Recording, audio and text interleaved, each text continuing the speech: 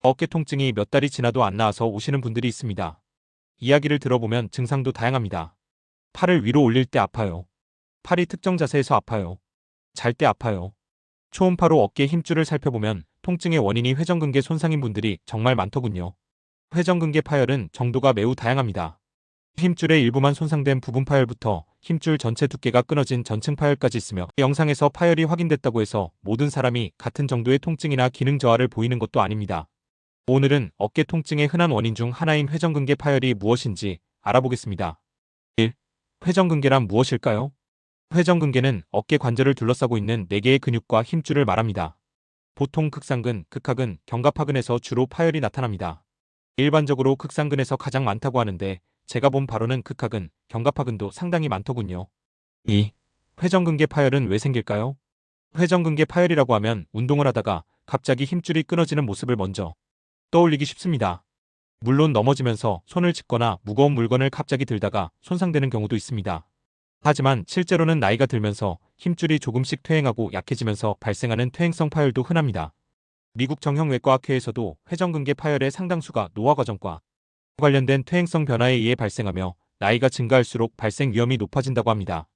특히 반복적으로 팔을 머리 위로 사용하는 직업이나 운동도 회전근개에 지속적인 부담을 줄 수 있습니다.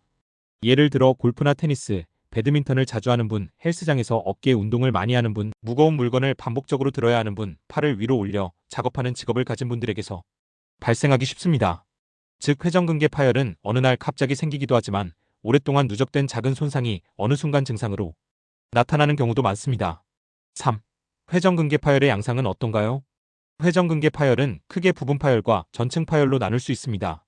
부분 파열은 힘줄의 일부가 손상된 상태입니다. 예를 들어 두꺼운 천의 한쪽 면이 닳아서 일부가 해진 모습을 생각하면 이해하기 쉽습니다. 전층 파열은 힘줄의 두께 전체가 끊어진 상태를 말합니다. 전층 파열이라고 해서 반드시 팔을 전혀 움직이지 못하는 것은 아닙니다. 따라서 팔이 올라간다는 사실 하나만으로 회전근개 파열 여부를 판단하기는 어렵습니다. 4. 회전근개 파열에서 흔한 증상은? 회전근개에 문제가 생겼을 때 대표적인 증상은 통증, 움직임 감소, 간혹 근력 저하입니다. 특히 다음과 같은 증상을 호소하는 경우가 많습니다. 팔을 들어 올릴 때 아픕니다. 가장 흔한 증상 중 하나입니다. 팔을 옆이나 앞으로 들어 올릴 때 어깨가 아프고 특히 특정 각도에서 통증이 심해지는 경우가 있습니다. 높은 선반의 물건을 꺼내거나 옷을 입고 벗는 동작이 불편해지기도 합니다. 어깨 바깥쪽이 아픕니다. 환자분들이 통증 부위를 가리켜보라고 하면 어깨 관절 바로 위보다 어깨 바깥쪽에서 위팔 쪽으로 내려오는 부위를 가리키는 경우가 많습니다. 밤에 어깨가 더 아픈 경우도 있습니다. 회전근개 질환에서 상당히 불편한 증상이 바로 야간통입니다. 낮에는 그럭저럭 지낼 만한데 밤에 누우면 어깨가 욱신거리는 경우가 있습니다. 그렇지만 낮밤 상관없는 경우도 많습니다. 효자한의원에서는 초음파 기기를 이용해 손상된 힘줄에 직접적으로 봉침, 약침 주사 치료를 적극적으로 활용하고 있습니다. 여러 치료들을 시행한 결과 봉침과 약침 주사요법이 가장 높은 만족도를 나타내었습니다. 이상 효자한의원에서 회전근개 파열로 인한 어깨 통증에 대해서 알려드렸습니다. 감사합니다.